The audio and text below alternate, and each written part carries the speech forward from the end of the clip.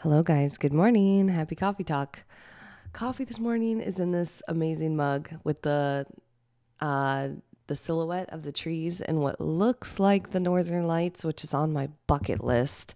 Something I want to do sometime is go see those Northern Lights. And I know you don't always get to see them, so I feel like you have to travel super far north, and you may or may not get to see them, but they are definitely on my list. So anywho, I'm drinking Fulcrum coffee, and it's pretty great. I got it back when we did our Fit Me event in the fall. They helped by contributing to the event. It was amazing. I still have some of their coffee. It's really good.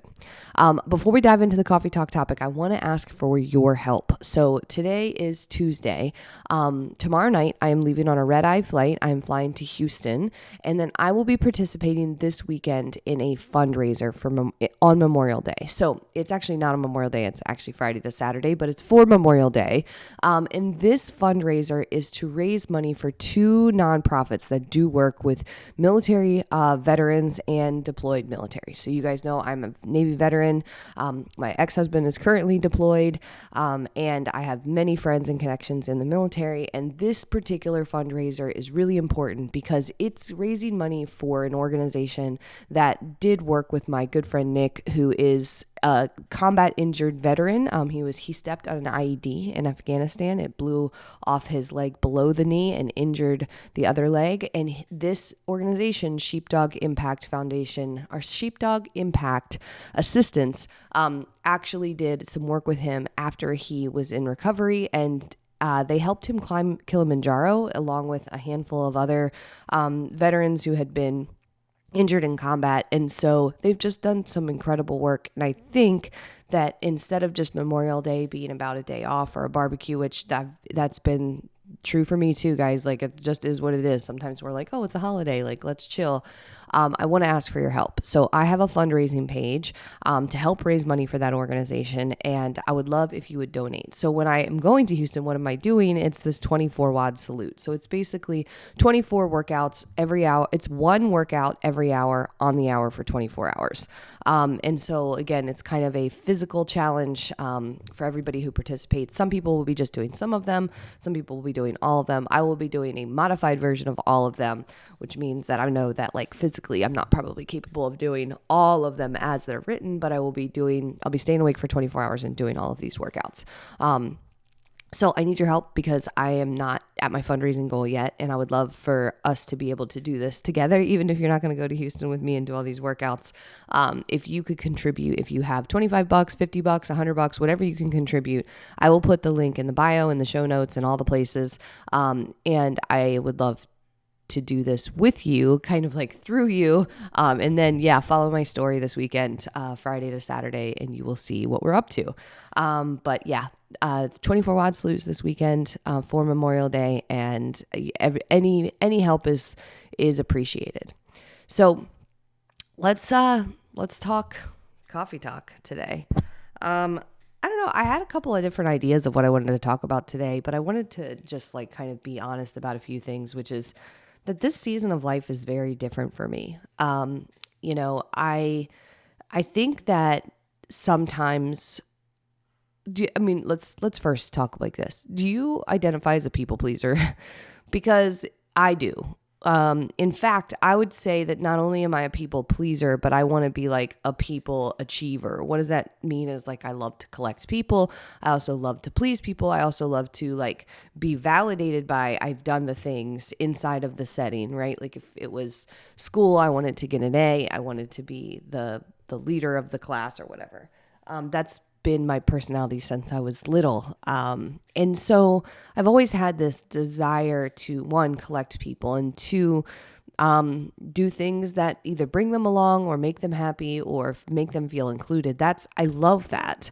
But you know how they say like your strengths, or at least I say, your strengths are like one eyelash away from your weaknesses. They're right next door. So the things that are your strengths are also your weaknesses. I would consider this one of my strengths, right next door to one of my weaknesses. So the fact that I love people, the fact that I love to bring people along, include people, have that in my life, it has been a very strong gift. I've had so many wonderful people. And I still do. But I think in this season has been a little bit different because I've had to make some decisions and choices about things that needed to happen, right? That I knew needed to happen and that I wasn't doing because of being a people pleaser. And as I've made those decisions, I've felt probably more alone, not in a negative alone, but kind of just like alone than I've ever felt in my life. But it's not, again, I'm not telling you guys this. You're like, oh my God, Christy is sad or needs to reach out. Like maybe there's like a hint of sadness, but more it's sort of a reflection. That's what I'm sharing with you. As you stop people pleasing all the time, you actually stop having as many people around you all the time. And I think that's okay. And I saw this, my good friend Shantae posted something yesterday about boundaries and about understanding that when you have good boundaries, that might mean that someone's upset with you. And you have to actually accept that, because if you have a boundary and then someone's upset with you because you made that boundary, well, that's going to be part of the establishing that boundary. I think it's the same with stopping people pleasing. You almost have to accept that it's both things. If you're not going to walk around people pleasing all the time, well, then you're going to have to accept that you're going to have potentially, a different experience than you would when you're constantly thinking about doing what other people need. And I just wanted to share that because if you're pursuing goals, and I'm guessing if you're listening to this, you're pursuing some kind of goal, because that's what I talk about a lot, is that like you may see relationships and things evolve over time, and that's okay. So for example, like here's what I mean. Say you have these work buddies, and every, Wednesday and Friday you go out for drinks with your work buddies and you love them. They're awesome. And a lot of times you don't really want to go because you're trying to lose weight and you want to feel better, and you know that drinking kind of is not going to help you, but you're a people pleaser. You don't want to let them down, and you do love them, and you're like, you know what? It's fine. I'll wait to work on this till later, And so again, this is an example of just real life people pleasing happening, where you kind of want to go, but you don't really, if you were given the choice, but you don't want to let people down, and you also want to be included. And so you're like, yeah, I'll go, But then say, for example, you decide, hey, I know what I'm going to do. I'm going to go to the gym every Monday, Wednesday, Friday after work. And I'm not going to go drinking anymore because I really need to get stronger. I'm going to go to the gym. So you start going to the gym, and your friends are disappointed. They're like, man, I thought you were going to come with us to blah, blah, blah and get margaritas. And you're like, nah, I got my gym class on Wednesday, Friday. And you just start doing that because you need that. You need that. So you're pursuing that. And over time, you are less in the loop.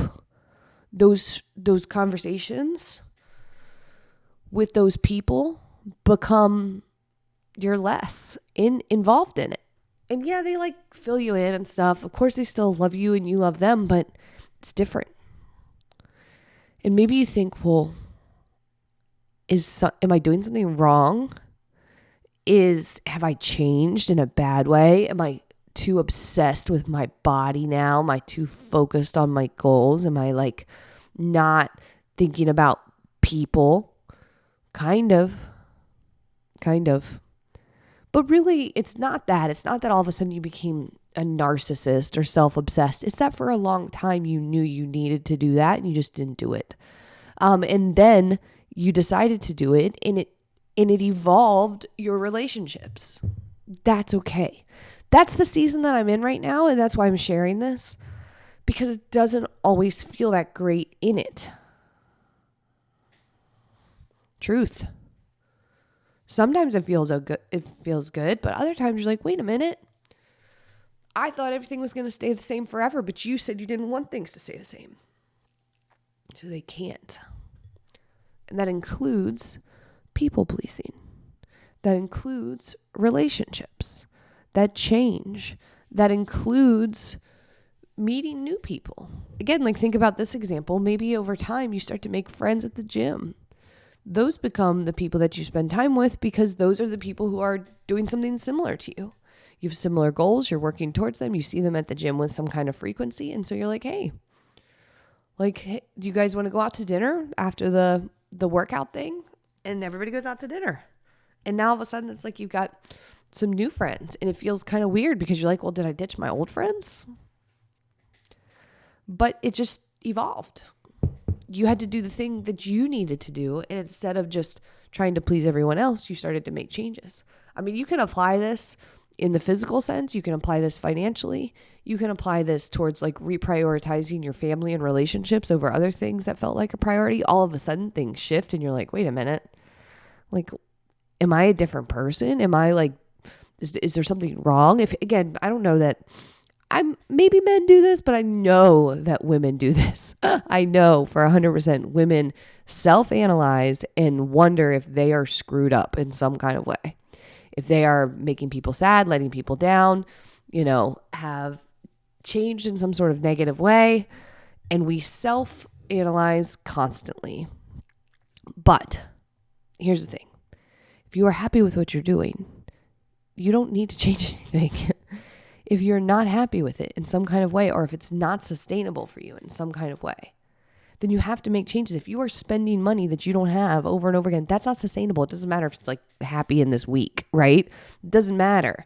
You actually have to make changes. Otherwise, you're going to go bankrupt, right? So it's like as you stop going out, as you stop going on those vacations, as you stop doing the things, that all of a sudden people are like, hey, what's going on? You're different. Why are you saving money now? Why this? Why that? Well, you have to. You have to do this for you and where your goals. What you were doing before wasn't sustainable. If you go out every single weekend with friends and eat and drink and you're gaining a pound, a week, you're gaining 3 to 5 pounds a month. A year goes by and you've gained 20 to 30 pounds. Guess what? That's not sustainable. You have to make changes. And people will push back on that. They will, because they want you to be a part of what they're doing. And then you'll feel like, well, am I doing something wrong? Shouldn't I be just enjoying things? Maybe I'm too focused on it. It'll feel kind of like that. So with that being said, again, I'm not sharing this so that you'll worry about me or something. I'm sharing this because sometimes it can feel a little lonely in that transition. And I just want you to know that that's okay. And I want you to know that if you're doing things for the right reasons and you're trying to take care of the priorities in your life and you're trying to do best by you and what you need, then you're doing okay. You're doing the right thing. And I admire the people who don't give a fuck about what other people think. God, superpower. That is a superpower. I don't have that superpower. I wish I did. I saw this funny thing on TikTok and it was like talking about like giving less. I'm going to cuss for a minute. I cuss sometimes on here, but I'm just going to tell you, if you've got kids in the car, I'm getting ready to cuss. So giving less fucks. And it's like you've been giving too many fucks for your whole life on things that aren't important. And so today I want to challenge you to give 2 less fucks than you did yesterday, and and tomorrow 1 less fuck, and tomorrow 1 less fuck. And then before you know it, you don't give a fuck anymore about the things that don't matter. And I'm like, that's so funny, but that's so true. We all care way too much about things that actually don't matter. And we have to let that go and actually focus on the things that do matter and prioritize that. And I was having a conversation with someone yesterday where we were saying, like, when we think about priorities and what does matter, if your body is not on that list, you're missing it. Your body needs to be on your top 3 to 5 priorities. If it's not, then you're taking for granted the thing that is not guaranteed to be here or be around. You cannot neglect and ignore your body. You can't. If you are not working out, if you're not eating well, if you're not resting, if you're not recovering, if you're not taking care of your body, you are ignoring one of the priorities that has to be on the top 3 to 5. There is a hole in your core foundation. And so that is the reason to start making changes. Everything that I just said about what happens when we make changes and how it feels kind of different, or people might respond a certain way. Making those changes needs to be based on the fact that you're doing it off of one of your like big priorities, right? Like I need to spend more time with my family, so I've got to make some big changes. I need to take better care of my body. I need to make some big changes. I need to create some like financial stability or security, so I need to make some big changes. I am in a job that I hate or I don't love. I need to make some big changes, right? Like we're talking about core things in your life that you would be willing to like deviate course for. That's what I'm talking about. And your body has to be on that list. It's worth it. It's worth the stopping of the people pleasing to take care of your physical body. It's worth it to stop the people pleasing to take care of your mind. It's worth it to stop people pleasing to shift jobs into something that's fulfilling and meaningful to you. And it's worth it to stop people pleasing if you are neglecting the most important things in your life. All of those reasons are really good reasons to stop being a people pleaser. So that's my coffee talk message for today. I don't know if it feels like Debbie Downer or not, but it's not meant to be. It's meant to be honest and real, and I hope that it was helpful for you. Again, I need your help. If you can donate to the 24 Wad Salute, $25, $50, $100, whatever feels right to you. Let's do something on Memorial Day for a nonprofit that needs support in order to be able to do the work that they do. So donate. I'll put the link in all the places, and thanks for helping out. And if you haven't done so, subscribe to Fit Me Coffee Talk on your favorite podcast platform. And if you're not a part of our Facebook group yet, go to Facebook, search Fit Me Community, request to join the group, and I will add you there. We've got some fun stuff coming up in June, so you don't want to miss it. I'll talk to you later. Bye.